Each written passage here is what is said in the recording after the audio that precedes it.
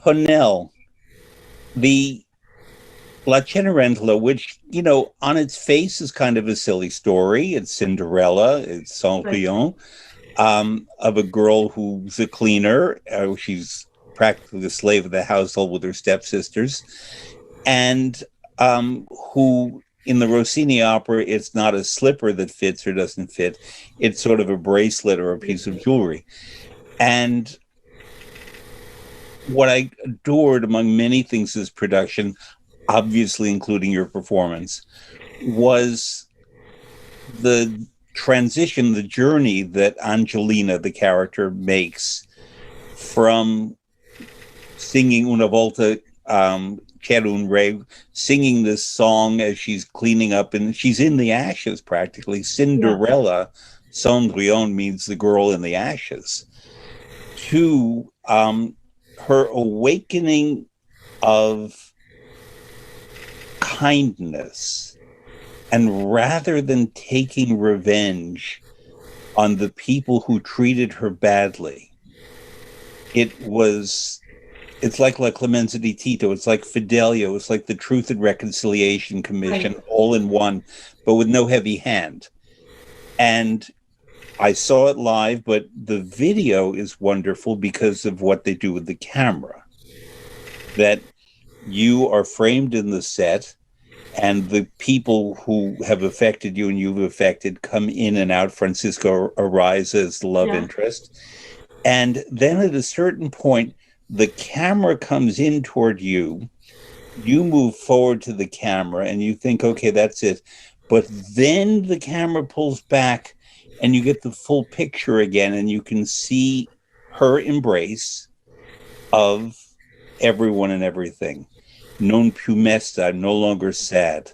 Yeah. And it's a comic opera relatively, but I always would find myself in tears watching that. Well, and when you think of all the funny things that he did, right in the opening when uh, Angelina goes out one door and the prince comes in, and then I mean, Jean-Pierre had a sensational sense of humor, Mm-hmm. really sensational. And he has that same energy as Giorgio, that when he isn't, there were maybe a couple of hours in any production that he wasn't there for some reason, probably going to the costume fittings or something like that. It was as though the entire theater were empty because he had that energy. I mean, I remember him running up onto the stage, and cigarette in one hand, and he was just, and he had very funny ideas. I'll tell you two that stay with me. At the end, in the scene you're talking about, when Angelina goes to the prince, um, at one point, he wanted the prince to be really firm with her, to say, "No, you go and sing this now." She was too shy. There was a little moment, and it was quite a, you're my wife now. You do what I say. It was, maybe a royal view of it, but it was marvelous.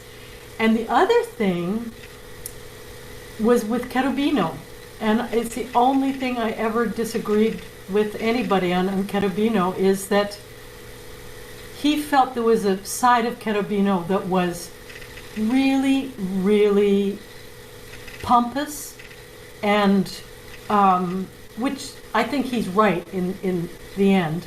And by doing it his way, I learned 1,000 times more. Not that I ever would have stood up to anyone. He was right, but he was always emphasizing that little arrogant edge of Cherubino, and it was marvelous. I learned so much from Jean-Pierre. I mainly learned to absolutely love doing what I do. Yeah.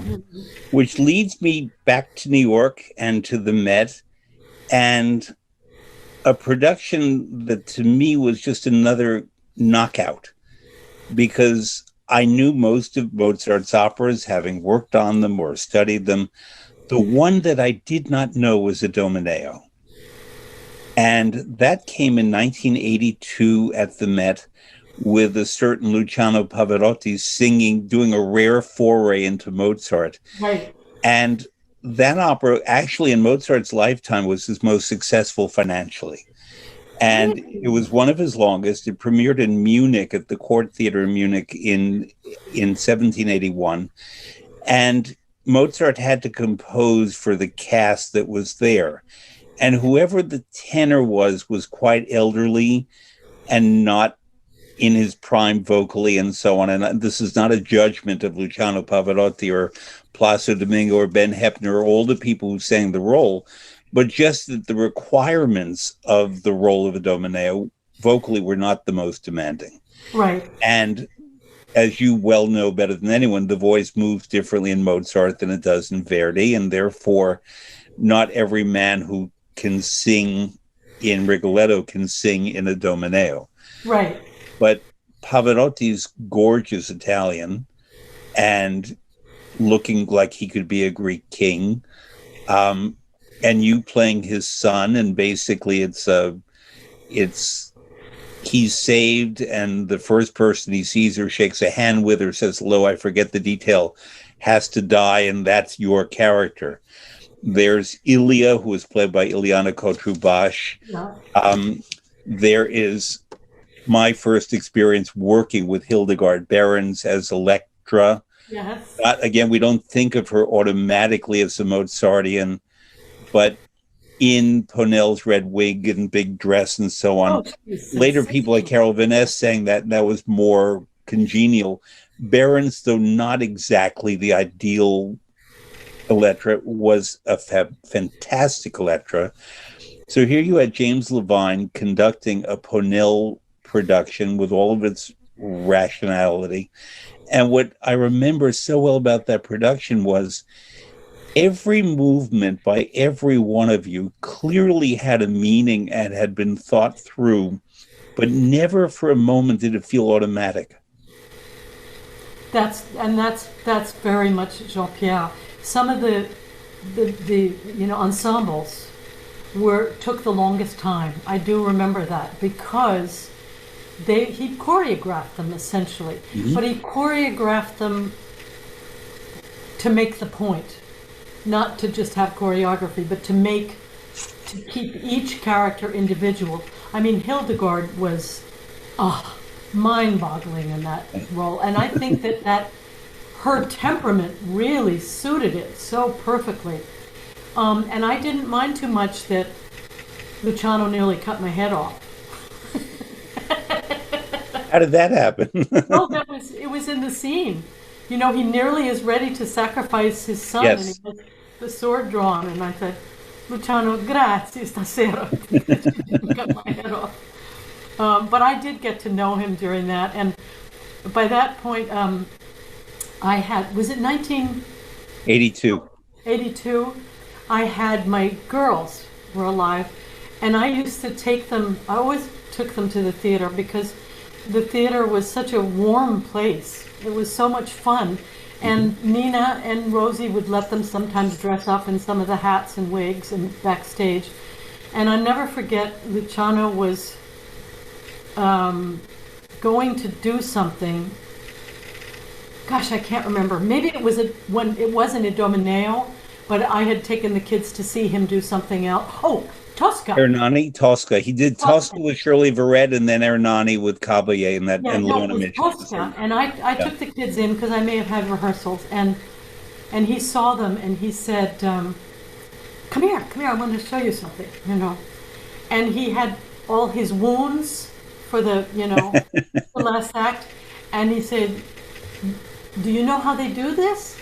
And my girls were 5 and 2. They said, "No, Mr. Buffett." He said, "It's with toothpaste. So here, taste it. Have some toothpaste." They thought he became thereafter their complete and utter hero. And that's who he was. That's very much who he was. He was just big and warm and adorable, and more gifted than, many, many souls on the earth today. Did you happen to see Ron Howard's documentary about Pavarotti? I was the opera advisor on that film. Were you, Fred? Yeah. It's And Luciano and I were very close friends for 29 years. You know, as you well know, in opera, many people are colleagues, but then certain people you form friendships with. right. And in opera, I would say I have maybe 6 or 7 people who are close friends, and he was one of them. And he was a magnificent person. We used to cook together all the time. So I know exactly what you're saying about his reaching into other Yeah, plates for right. food. Um, but what a man, and I loved the documentary, and I loved meeting, his wife. I met his first wife a couple of times. Adua. Daughters, Adua, that's right. But I thought she was so lovely, and so wanting to honor him, you know. And I didn't know they had a child. You Well, know, the first, with Adua, they had 3 daughters. three daughters, and I And met then them with both. Nicoletta, he had Alice Alice, his second wife. He had Alice. So there And were 4 daughters total. how old would she be now? Alice, well, I'm guessing, I would have to look it up, but probably a teenager. Okay, Yeah, yeah. probably. I had Because never she was a known about that, baby. because, She was really a little baby when he got sick and died now 12 yeah, years ago. yeah, So she'd probably be 15 or 16, I'm guessing. yeah, And the other 3 daughters are adult women. And one thing about Ottawa, among many things about Ottawa, she and Luciano both spoke the most gorgeous Italian. And you could tell where the singing came from. It was a connection of that. gorgeous. Oh, yeah, They were from Modena, and he didn't really have the Modenese accent, which has the lilt in it and a little bit of a lisp. He yeah, got that out of his speech, but Ottawa had the lilt and the lisp. And it was like listening to Irish people, but in Italy. in The Italy. sort of charming upswing of the sound of the voice. And she too has a lovely speaking voice. A Yeah, little deeper. She'd be a mezzo soprano, but I mean, a deeper, deeper mezzo soprano. Which actually leads me to a question I didn't know when I was going to ask, but I'll ask it now. There are certain mezzo sopranos, and you certainly would be one of them, I think, who sing not just traditional mezzo music and not just traditional soprano music, but it's what the Germans call Zwischenfach, where yeah, it's an in between where you've done some soprano roles, you've done mezzo roles, but you've not necessarily done the so-called what Martino Royal calls the big girls, the big girls, right? like Amneris and Eboli and those roles.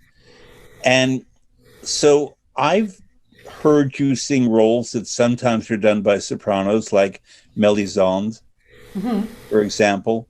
Um, when you select your repertory, is it based on the notes you have, or is it what are you drawn to when you pick a role? As far as ever picking roles, I owe not just that, but a huge chunk of my career to Matthew Epstein. And Matthew, who I just spoke to the other day, he was such a fan for so many years and close to Jackie, and not, I don't mean a fan of mine, but just a fan of opera, and so Yes. knowledgeable, like yourself, that it was all his doing. He was the first one to say I should sing Melisande. He said, she doesn't say a whole lot beyond "Je ne suis pas heureuse, je suis heureuse," But I think it was character, and the type of sort of shy and withheld character. All the massenet that he got me into was the Cendrillon, which I'm so glad came into the repertoire again, Mm-hmm. which has high notes, which but it sits lower. It sits more in a range than Mm-hmm. than a high soprano. Um, the best gift he gave me was doing, we talked to Terry's production, Pericole, Grand Duchesse, all of that is Matthew's doing. Good. And I'm ignorant enough in the business and was certainly at that time that I was lucky enough to just be able to follow his lead and look at the roles and work on them and see if I could do them, and they were like my favorites in the end. You can't. I sang Cherubino way beyond the age of decency. I had to find something else. But Fred, the first arias I used to audition with, because I got the mezzo book, get this, were O Don Fatale. And it was like Minnie Mouse singing it, It was just so wrong. And voices, some voices grow and develop, but some voices just stay in the same area. They don't necessarily go up or down, but they don't get bigger. We haven't found a pill yet to make them bigger. That's okay. It's okay. No. So when I was performance manager of the Met, a big part of my job was, if the artists, namely the singers, but sometimes instrumentalists, had particular needs, problems, concerns, whatever, they sometimes would turn to the artistic department ahead of time, but during performances, it was my responsibility. And I recently had as my guest on the show, Catherine Malfitano, with whom I've become very good friends. But I didn't know Catherine much at the Met. We knew each other in passing because, like you, she was very at home at the Met and very secure and well supported and sane, and therefore I was not called upon very much to help out when you or she was on the stage. But I wonder if you remember one night when I was called upon. If you don't, I'll remind you the story, but it's very, very funny. I keep a diary. It was November 25th, 1983. And you were singing, or about to sing, you hadn't gone on stage yet, Blanche de la Force in Poulenc's Dialogues of the Carmelites, with a wonderful cast that included Mignon Dunn and Patricia Craig and Gwyn Cornell and Jean Kraft, and in other words, what Martina Arroyo would call, apart from you, big girls. In other words, not heavy, but just secure, able, confident. Mignon Dunn is, so secure and wonderful. And I got a call that there was an emergency in the dressing room area, and I had to come running. Now, all of you were dressed as nuns. So when I came in there, already everybody I saw were nuns. And Mignon Dunn, Patricia Craig, Jean Kraft, formidable person, were all standing on chairs screaming. And you were not standing on a chair, but you were backed all the way into a corner. And Mignon Dunn was pointing at something. I had no idea what it was, and I thought it might be a dead person. It was a very adorable mouse. Oh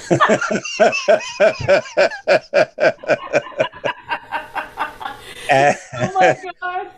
And all these nuns were flying nuns basically above the ground as this mouse darted about, just doing what mice do.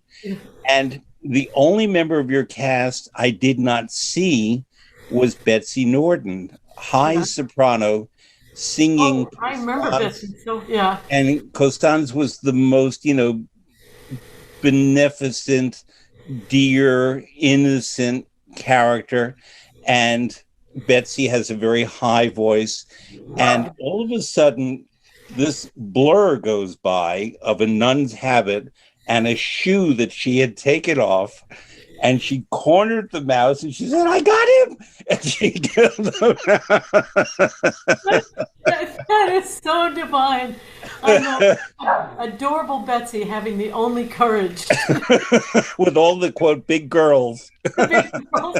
Oh my God, that is. Oh, thank you for telling me that. Oh God, I love And that. I sort of calmed you all down. And I'm just gonna get my dog. okay, bring the dog in. She'll uh, soon, she'll soon disappear, but that's okay. So I yeah. was just saying that I calmed the cast down. And because everybody, especially Mignon, who was from Memphis and was cursing in Southern, and and got you to the stage, and then it was a beautiful performance. But I'm I, glad they kept that production. well, all of you were on stage. I was having the remains of the mouse given a dignified departure because Betsy really crushed that mouse. She really got after him. Yeah, that is great. Did you ever know Francis Robinson? Very well. So let's Oh, talk about Francis Robinson. Francis oh, Robinson was at that time the Met. There were people who were quote Met family. Another was a gentleman named Ozzie Hawkins from Atlanta, horse? and Of Ozzie course. Hawkins was a bass Well, in the his band. voice. The voice. This Yeah. is Ozzie Hawkins, and his mother made roast beef with Coca-Cola, and I'm not kidding. I once tasted hot roast actually with cooked with Coca-Cola. It was not good, but Francis Robinson was also very gentlemanly, and he was sort of the speaker, the public voice, the presenter, not the radio broadcaster, which was Milton Cross, and then Peter Allen, and then Dear Margaret Juntwake, and now Mary Jo Heath. But Yeah. I was of the era, sort of the end of Milton Cross and all of Peter Allen, mostly, and I knew Margaret and know Mary Jo, but it was Francis Robinson was a separate kind of thing. He was the Met personified in a way, the way Tony Randall did a bit, but Francis Robinson really was the one. I I couldn't agree more. Talk about Francis. Well, Francis, he was filled a position at the Met that, like like you, that is invaluable. It's he not only over took care of the artists, literally, the way you do. He loved them, but he also took care of the donors, and he Yes. treated them. They treated them very, very, very much like beloved children, you know. Mm-hmm. And he had, as you say, first of all, he was That's okay. very. He moved very slowly. He moved very gracefully. He spoke very slowly. He spoke very gracefully. So you can imagine how great that presence is in a crazy opera house, you know, Mm-hmm. with tempers and whatever's going on, emergencies.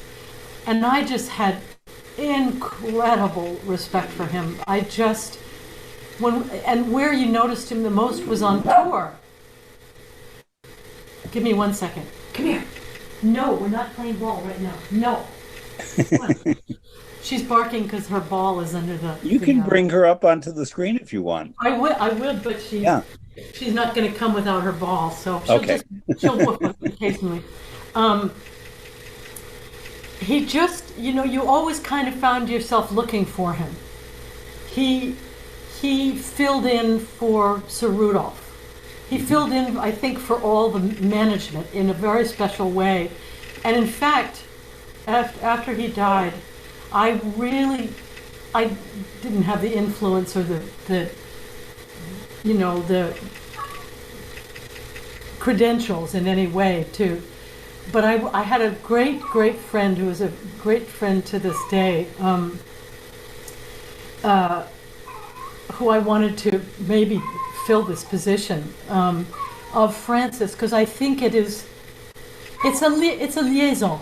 It's a liaison between the artists and the management and the company. and it's And the public. and the public, and it's invaluable, and it has to be someone like you, is beautifully educated, beautifully spoken, has an incredible memory.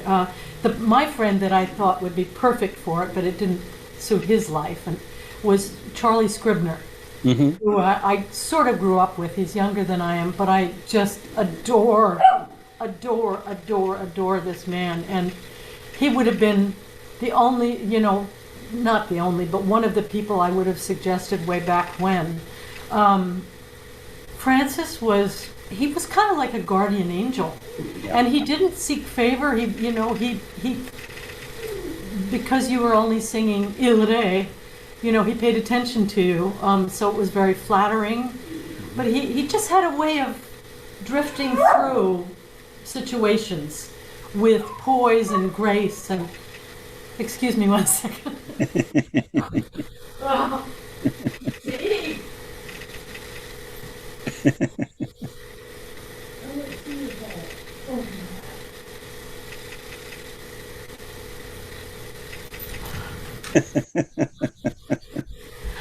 I apologize, but A diva's work is never done. she is. She's a diva dog. She really is. So, Okay. did you ever go to Francis Robinson's apartment? No. Okay. Wasn't that I important. I was up there once because he was having a little gathering, and what I don't know if you know this about me, but I'm a pretty good cook, and I would often go to different singers' houses after the performance, especially non-American singers, Right. and either cook with them or keep them company, and just because it was an extension of my job. And it was an honor to do it, and I would do that often with Leonie Rieseneck, who I revered. I did it with Kiri Takanawa for a period where we cooked together and so on. She's a good cook too. And Luciano and I always would cook together. And Francis Robinson said to me once, well, I understand you're a pretty good cook. We're having a few guests and donors over, and you can just rustle up whatever in my refrigerator. If you would make something, I'd appreciate it. Yeah. In Francis Robinson's refrigerator were 3 bottles of vodka, 6 bottles of champagne, sour cream, caviar, and that was it. There was A no man after my pasta. own heart. There was no tomato. There was no nothing Milk that I or could butter. up. I'm just gonna, 1 second. I'm going to put it Yeah. up. Come on, see. Mike? Mike? Mike? Mike? Mike, can you take Sadie?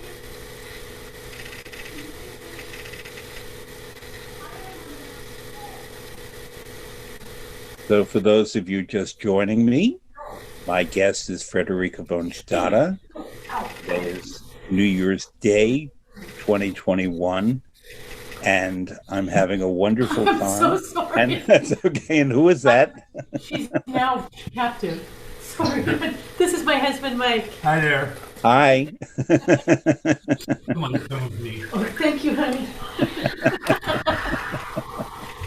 I'm so sorry. That's okay. So Francis Robinson's empty refrigerator.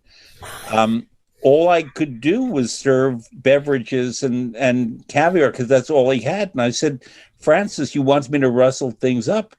And he said, you're right. I guess I should get a few things in the house. So next time I sent over pasta, canned tomatoes, just a few things. As it turned out, I never went back there again to cook. But apparently his refrigerator was always basically beverages and fish eggs. Right. And that was it. Good enough for me. So, in putting together your musical influences from the Adagio catalog, the first thing you said to me was Victoria de Los Angeles, an artist who definitely was a soprano, but occasionally would sing certain mezzo roles. Right. So there's a similarity. Why? Because I know you've heard Schwarzkopf and you heard many great artists early on. What was it about Victoria de Los Angeles that singles her out? For me, the voice matched her face and her heart. And it just, everything and I'm not an aficionado, but I did do, maybe 2 years ago, she has a foundation, and they asked me to come and sing for the foundation. And I did have a chance to be with her once at the Olympics in Barcelona. And her family are, still absolutely, completely devoted to her. And there's something that comes through in her voice that, as I say her name, I can feel my eyes starting to water, And I can't explain it. It wasn't the perfection of the technique, which she had. Mm-hmm. It wasn't the incredible, magnificent songs that she sang in the concerts. It was, I think, her spirit. And when I did sing at the Olympics with her, she was that. She's a true diva, and her daughter-in-law gave me, her ex-daughter-in-law, her ex-daughter-in-law gave me a pair of her earrings. Uh-huh. And they are like the greatest treasure I have, that they were on her ears next to her voice and her heart. Mm-hmm. I just adored her, and I never saw her perform live except at the Olympics. Really? Yeah. She actually that was the first recital I ever went to, was Victoria de Los Angeles, because my dad was a trombonist and a passionate music lover, and knew his music. There were things that he didn't care for that I never understood, like Verdi was not his thing. Much of the music that you sing was exactly in his wheelhouse, and therefore he was a big collector of your recordings and listener to you. But when he raised me on voices, I was raised on Victoria de Los Angeles, or as he said, de Los Angeles, as my soprano, Marilyn Horne as my mezzo-soprano, UC Bierling as my tenor, and Ezio Pinza as my bass. There was no baritone, and I don't know why no baritone, but no baritone. But therefore, when de Los Angeles came to New York, I believe it was 1965, to do a recital at City Center, right, which is a big gaping barn of a place, and sold out City Center. And there she was on this very large stage, not good acoustics there, but I didn't know that at the time. And she sang a traditional recital of song repertory with a pianist, I believe it was Gerald Moore. And then he left the stage, and she came back on the stage with a guitar and accompanied herself on the guitar and sang for about another hour. And the audience, which included many Spaniards, would call out to her. It was a very quiet audience before, very respectful, but they would start commenting as she sang and as she played the guitar. And it went basically from classical music to flamenco night to Spanish culture night. And she was a Catalan. And at that time, Francisco Franco was the dictator, the caudillo in Spain. Yeah. And as a Catalan, she was among the artists like Carreras and Caballé and others who were against the fascist government in Madrid. And many of the people who were anti-fascist were in exile in New York. And in the Spanish Civil War, there was the Abraham Lincoln Brigade, and these were Americans, mostly from New York City, who traveled to Spain to fight against the fascists. Ernest Hemingway wrote about that. So that night, I remember, too, that she had all the Abraham Lincoln Brigade survivors stand up, and she sang for them a song my father later told me was the anti-fascist song. So I got this sense not only of a beautiful singer, I didn't know enough about singing then, but about someone in front of an audience who could do Hugo Wolf in one moment and Brahms, and then suddenly switch and do passionate Catalan and Spanish music and drive a crowd crazy the way Mick Jagger does. So that's so her, and it just kills me that I didn't ever hear her live except that one little thing, which was Heaven. And she sang, you know, her. And I mean, I was on the floor, Yeah. just on the floor. And her daughter-in-law is remarried because her husband passed away. That's one of Victoria's children. And even her new husband, they're both keeping this foundation running. It was such pure joy. It's very much on a shoestring. But I performed in a beautiful, it's a hospital, an old hospital in Barcelona that has this maybe 3 gorgeous little recital halls. And I just loved every minute of it because one of the times when I was having a lot of woe in my mom had passed away, and I've discovered this saint in Barcelona thanks to my manager there, whose name was Gloria Villardell and was one of the great ladies of all time. She took me to a church and I was introduced to Santa Rita, who is actually Italian. But Santa Rita just, I lit like 40 candles and prayed to her, and my life just got better immediately. So I was able to go back and have a little chat with Santa Rita when I was there just recently. So I never thought we would get to Santa Rita, but I have a Santa Rita story too. Oh, you got to tell me, because she had 2 sons, I think, who were murderers and convicts. Yeah. Yeah. The saint, every saint in Italy has his or her day. Yeah. So I don't know when Saint Flicka is, but I know when Saint Frederick and Frederica are. That's July 18th. You and I share the same Saints' Day because of our names. Yeah. But Santa Rita is September 4th.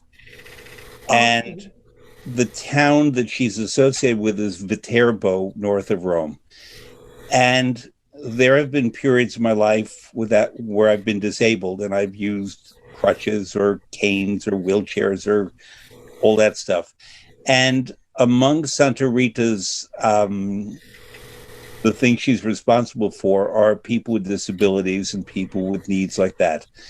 And when I went to visit Viterbo one year on September 4th, I had no idea that it was her day and that Viterbo was the center of the place. And when disabled people are in Viterbo on September 4th, people in the town give them money and food and clothing and so on. And I was there with crutches. And people handed me money and handed me things, and I didn't know what to do with this, and someone had to explain to me what that was about. So I left because I was supposed to take the money with me, but then I donated it to a cause where I was living in Milan. But I kept some of the clothing, I will say that. It's but great. I had no idea who Santa Rita was. And therefore, it's interesting that of all the saints that you could mention, right, that we have her in common too. Leads me, I guess, I was not going to get there quite yet, but let's go to that now. You have been very active in charitable causes, some of them inspired by your Catholic faith, not all. In terms of giving, I'm going to make a distinction, giving and giving back. Because giving back is one thing, but giving without the sense of obligation or connection that way is a whole other instinct. And what prompted you to do that? And tell us about some of the things that you support. Well, it probably came about by accident, quite honestly. A series of accidents, because I'd always sort of wanted to, but I'm not organized enough to get involved. And the first was I met this wonderful nun named Sister Barbara Dawson, who's now head of Sacred Heart and she's in Rome. But when I first met her, she was the president of a school in Oakland called St. Martin de Porres. And I went to a bishop's evening somewhere that I was sang at, and she introduced herself afterwards, and she's a real character, and she's a marvelous woman. And I said, well, do you have a music program at the school? And she said, no, we don't have anything like that. I said, I'll come and start one. I'll help you start it. It would be really fun. So I began by corralling. It was only K through 8, and it's in 2 campuses, the K through 5 and then 6, 7, 8 at another campus, right in the heart of Oakland. And so I would just go and corral kids that were playing in the playground in their playtime and say, come on in, come on in. And I would start to teach them songs. And I don't play the piano, and I don't have an instrument that I can really work. So I involved a lot of my pals to come and help me. And we got going. And it was really fun. And we'd have them, it was a perfect solution to many of our galas, fundraising galas, to have, bring in 18 adorable kids and the wallets come out. So then I thought, I'd heard something that someone said, that it's really wonderful that a kid has an instrument. Not every kid has the ability for a piano, and these kids are all low income. They're not going to have pianos at home. So I started a little violin program, and thanks to the blessed, most wonderful Mr. Getty, gave us about 25 violins.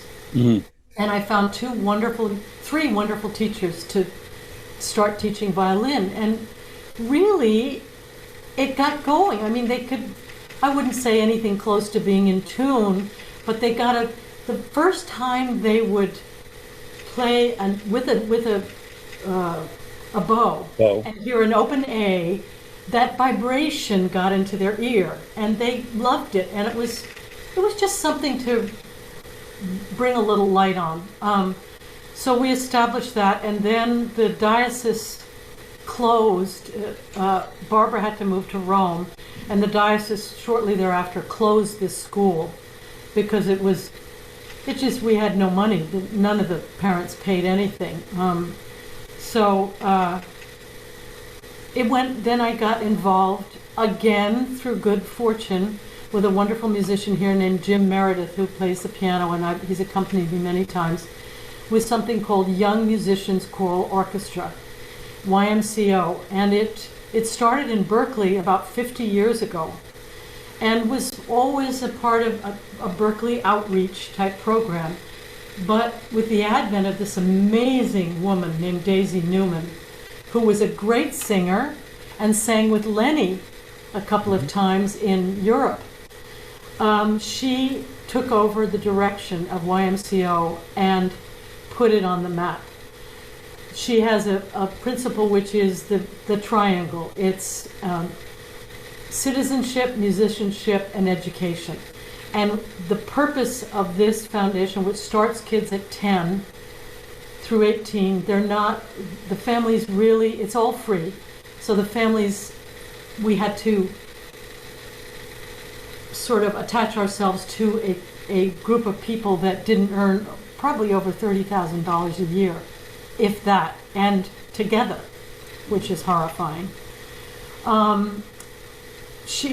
Daisy would audition them. Sometimes they would, not even know what a clarinet looked like. But she formed it into an orchestra and chorus. So they all have to sing, and they all have to play instruments. And the purpose is to bring music to these kids that would never have it, but it's also to get them into college.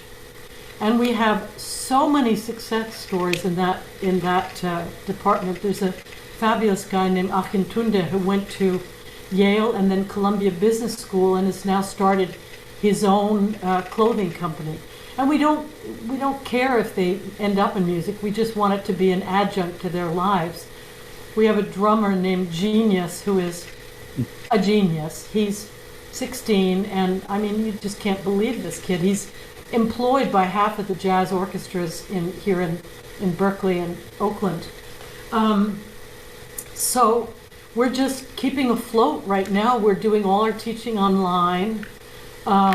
We just made a video of their last concert, which was all based around Mambo, lovely Lenny, and Rita Moreno, who lives out here. And we're just keeping it going with all our hearts and minds. And Daisy has an amazing assistant, Geechee Taylor, who is a trumpet player, and I mean, he's one of God's special creatures. So we got the office open and we're still teaching the kids. We normally have an 8-week summer program which goes from 8 a.m. to 6 p.m. with meals included, where the kids really learn all day. They do all day music and they learn theory and everything like that, all the things that I never learned. And lately, my latest project is I was lucky enough to volunteer a couple of times when I was in Dallas with Joyce, doing Great Scott and other things, with something called the Dallas Street Choir. And if you have a minute, go on their website. It's run by a young man named Jonathan Pallant, who is Bill's brother. Bill's business. And he started this Dallas Street Choir, and it's phenomenal. We even sang at Carnegie Hall. He organized a trip for us, and at the National Cathedral. And I loved so much being with the members of the choir that I want to replicate the Dallas Street Choir in Oakland. And we almost have a name. We had a name, but we think we need to adjust it because there's another organization which has the same initials, also servicing children. But it's going to be the Oakland People's Choir. And we're just going to set up in several different, we can't do shelters, nothing can do shelters right now, but there are many organizations that have programs, showers, laundry, everything to help people that are on the street. And so that's going to be our power source, really. And I have the most amazing group on board, one of whom is Nicole Foland, who is a singer, sang with Jake many times, and she's the brains. Michael Morgan, who runs the Oakland East Bay Symphony, and a wonderful young bass baritone, Kenneth Kellogg, and his wife, Megan, who I've known since she was in the girls' choir. So it's got young blood in it. Our board of YMCO is a bunch of old people right now, but Kenneth said he would join with us. And one thing I really want to say that's really important to me is this generation of young singers, the Sasha Cooks and Joycey and Kenneth and all the young, they're very civic-minded.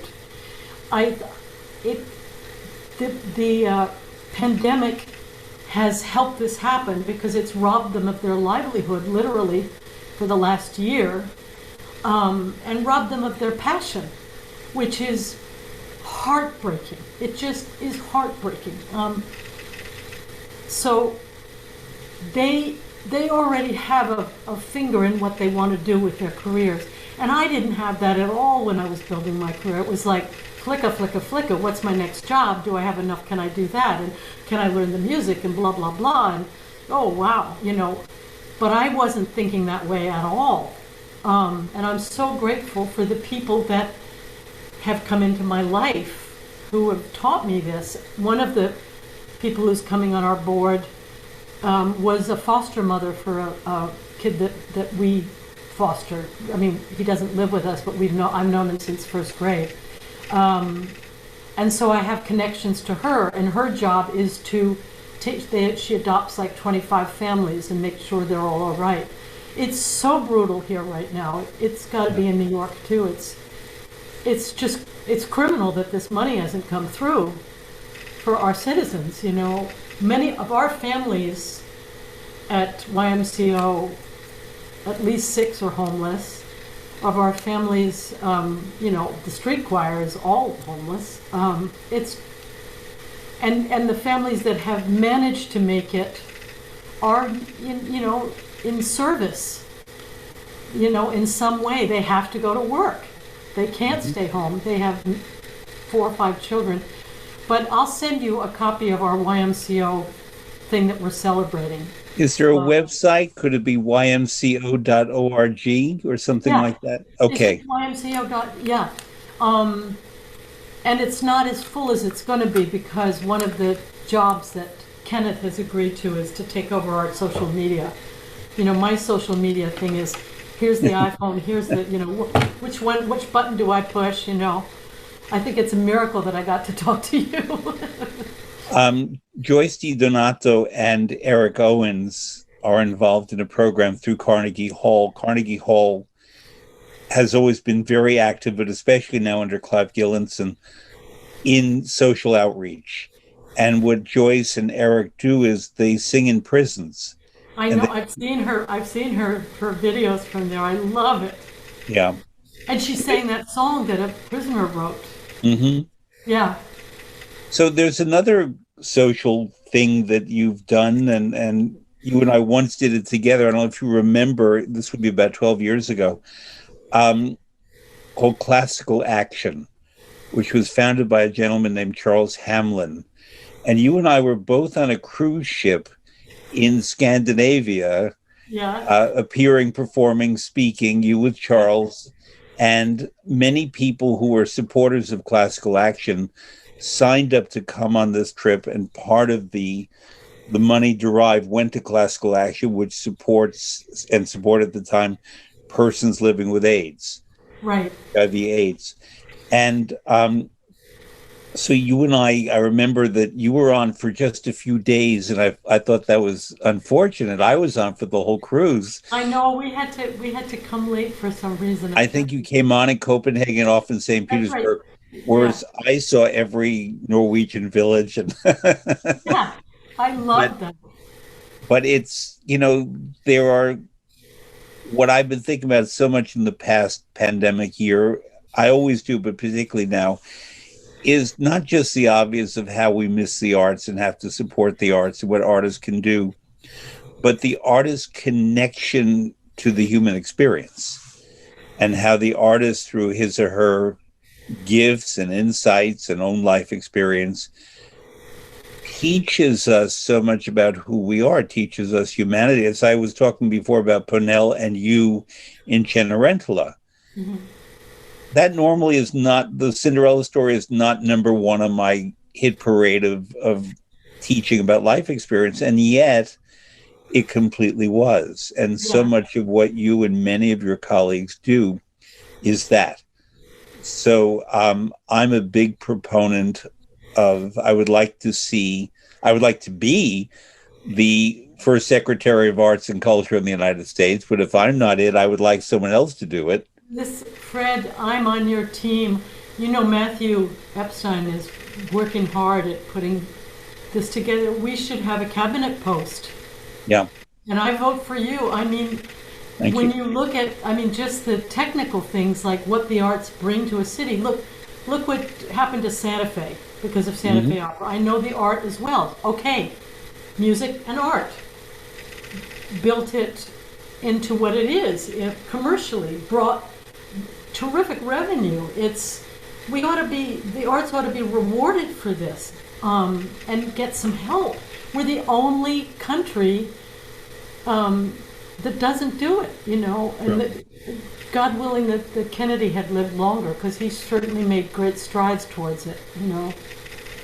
And Richard Nixon, who is not number one on my list of favorite presidents, Yeah.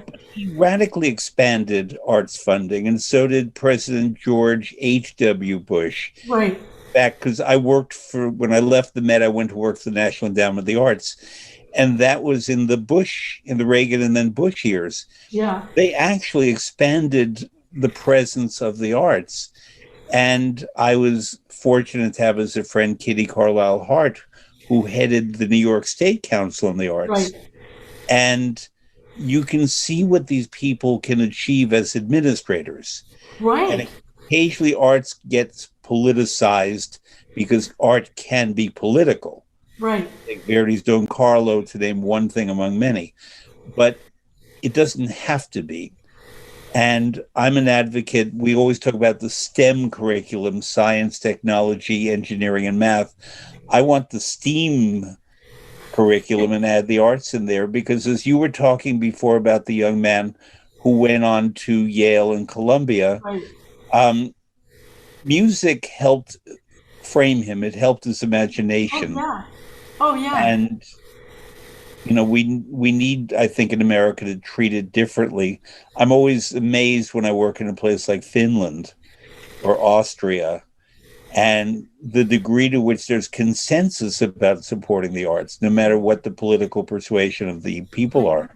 Well, it's someone sent me this wonderful Christmas thing of a. It's in Canada, and it's a train. It's a tradition, and all kids from music school play and sing, and the train goes a certain route, and it's sensational, and so a lot of the kids that I've worked with from St. Martin de Porres and YMCO, they've never heard anything really beautiful. They really haven't, nor have they seen anything very beautiful. Even though the Oakland Hills are right above Oakland, half those kids have never been up there, you know? So if you just open their eyes to it and let them see it,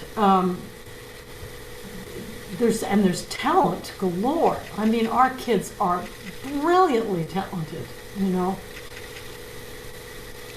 So you mentioned a couple of times a fellow named Jake, who is Jake Heggie.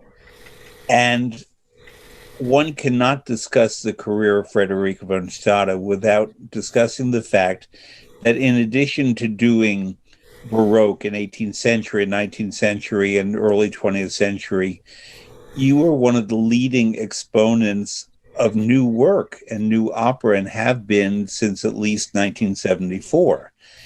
And you have created roles by many fine leading American and non-American composers. But I think it's fair to say that, to borrow a title that I think you know, The Musician and the Muse, that you and Jake Heggie are mutually the musician and the muse. Oh, And sometimes you're the muse and he's the musician. But I think it also works the other way, that you're the musician and he's the muse for you. Would you talk about the operas you've done with him, but also about Jake Heggie, thank you for who saying was that. on that cruise, by the way, in Scandinavia? Of course.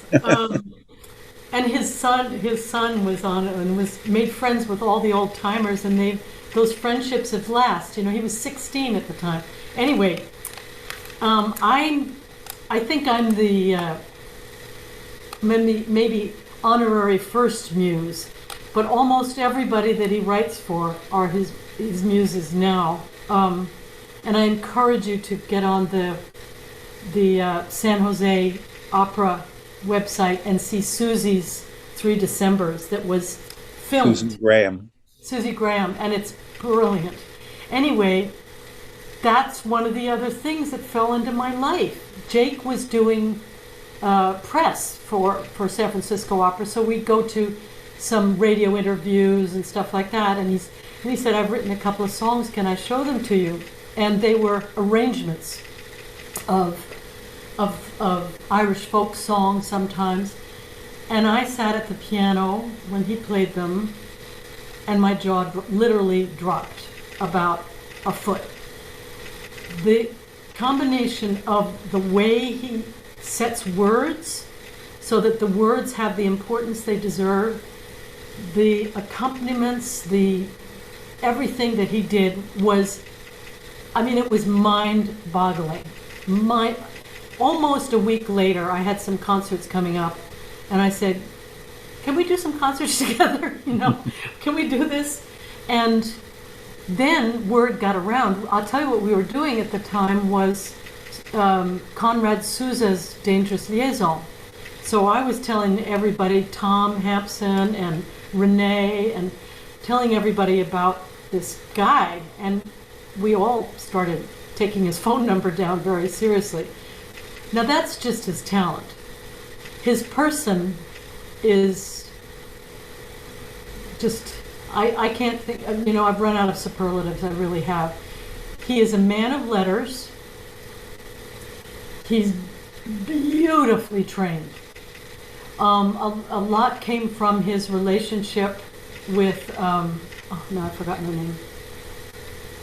A marvelous woman that he studied with for years, who was like in her 70s. And I think they were married for a short time. It was just one of those magic relationships. He has a heart that is enormous, and he's brilliant.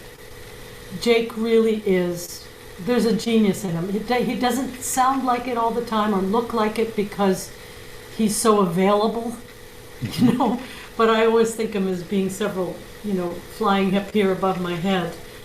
And he gave me 15 years of singing, you know, right from the beginning with 3 Decembers, and I've sung many of his works, you know, not his operas, but his works. I had more fun doing Great Scott with Joyce and this fabulous cast in Dallas. An incredible cast: Eileen Perez, Michael May, Anthony Roth Costanzo.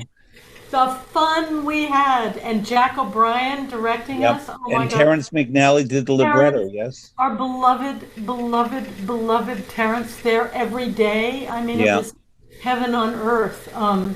I came for the premiere because I wanted to see that. Well, you know, the whole cast got together and did a benefit for the Dallas Street Choir while we were there. So everybody got on board. But his genius has surpassed even my conception of it now. Have you heard many of his works, Fred?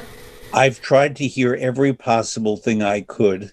Yeah. And I have traveled to hear Dead Man Walking in different cities, even though I've seen it and heard it, and it's supposed to come to the Met, we hope, next season with Joyce DiDonato as Sister Helen.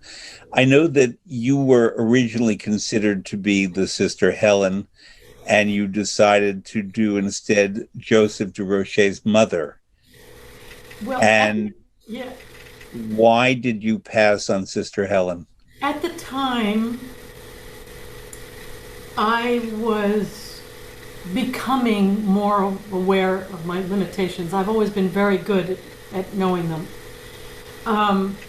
But I was so impressed. I didn't know Joyce yet, but I'm a huge fan of Susie Graham's. And as am I. I just felt it needed to be someone whose career was going to go on for 20 more years, which it certainly has. And so Jakey said, well, would you like to be in it? And I said, oh, of course I want to be in it. I just love it. And he said, would you play one of the parents of the kids that are murdered? And I said, if the mother from the film is going to be in it, which she was very briefly in the film, I would love to be the mother, if that's possible. So, of course, Jake and Terrence wrote just about the best scenes that could have been conceived for this role. Yep. I felt, I mean, I couldn't get through it for a long time just from learning it. And it taught me so much about my motherhood. It taught me that there's times when you can't control your kids' futures.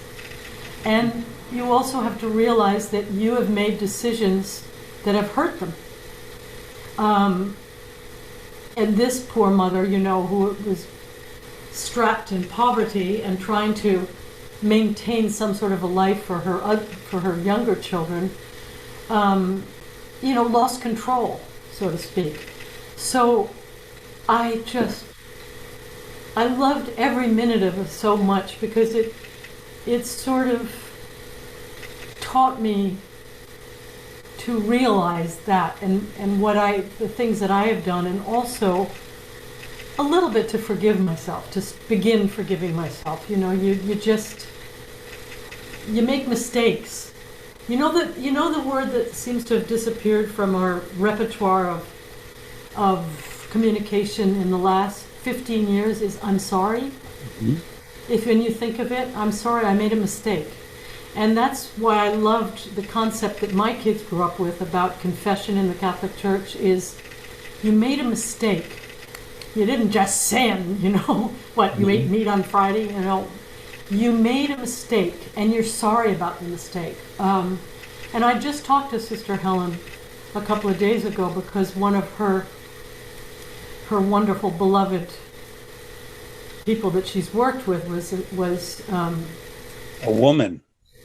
No, it was a man. It was a young man. But I know there's another one, unfortunately, as we're talking, may happen or not, but it's a woman this time as well.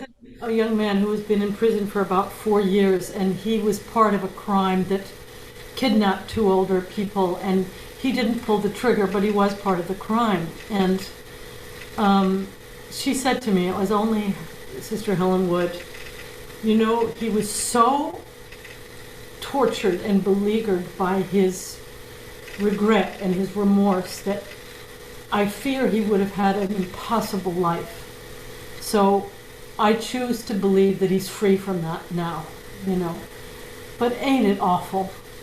Darn, we've got to get rid of the capital punishment in this country. It's obscene. I would like for our listeners who may not know the story to tell just a little bit of the story. Sister Helen Prejean is a real person. Thank God she's still very much with us, who is in Louisiana and who ministered. Louisiana, by the way, is a very large Catholic state relative to the rest of the South, so that there's a particular Catholic culture there that goes back to the French when France occupied New Orleans and created New Orleans. And therefore, it's a little different from the rest of the American South. And she would minister to men mostly, and occasionally women on death row who had been accused of murder or found guilty of murder. And one of them was a man with a good Louisiana name, Joseph de Rocher. And he committed murders and rape and without a doubt. And they made a film of that with Susan Sarandon and Sean Penn as Sister Helen and Joseph de Rocher.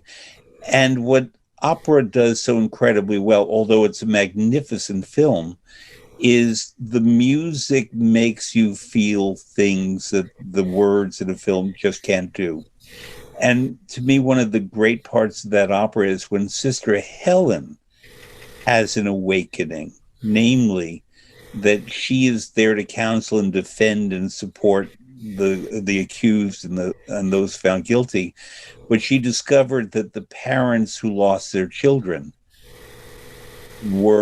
had a point too. Right. And whether killing the man who killed their children is a point that in America we discuss for decades, although now the United States is gradually going toward fewer examples of capital punishment, except in the last phase of the Donald Trump administration. But for the most part, we're slowly, too late, moving away from that. Italy, on the other hand, has not had capital punishment for many, many years. And the different popes, I remember John Paul II specifically, there was a girl named Paula Cooper in Indiana who had killed someone, perhaps accidentally, perhaps not, when she was a teenager. And Indiana wanted to put her to death. And I remember Pope John Paul II tried to intercede. Unfortunately, Paula Cooper was put to death. I'm not a believer in the death penalty, but that this story could become what I think is the greatest contemporary opera says so much about what opera is, what Jake Hagee is, and Terrence McNally, who we lost to COVID last year, was. But it's an opera that holds up no matter who's in it. I've seen Susan Graham now play Mrs. de Rocher. Right. And other women play Sister Helen, most recently Joyce DiDonato. Right. Michael Mays, you do know because you were in Great Scott with him. Oh, is a wonderful exponent. Yeah. Okay, he's a wonderful exponent of that role. I had him on in the summer. And he and Joyce sang it in the London premiere. It came late to the UK. And it was sensational. I sent all my British friends to see it. They were doubtful, Yeah. but it's the most moving experience of contemporary opera in my view. I could not agree more. I even did it in Vienna in Really. English,